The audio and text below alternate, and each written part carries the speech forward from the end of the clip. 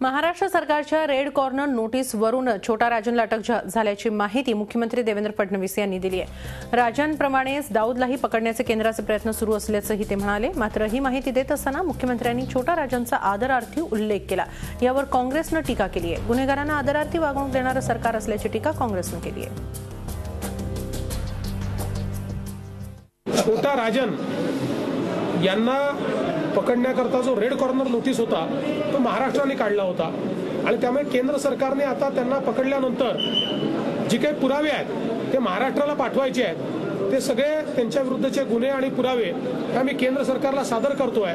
त्याच्याच आधारावर त्यांचं डिपोर्टेशन होणार आहे। कारण ज्या देशामध्ये त्यांना पकडलंय त्या देशाशी भारताची ट्रिटी नाहीये, पण तरी देखील रेड कॉर्नर नोटीसवर ते पकडले गेले असल्यामुळे भारताला त्यांची कस्टडी मिळेल आणि महाराष्ट्रातले जे काही गुन्हे आहेत त्या गुन्ह्यांकरता महाराष्ट्र देखील त्यांची कस्टडी मागेल।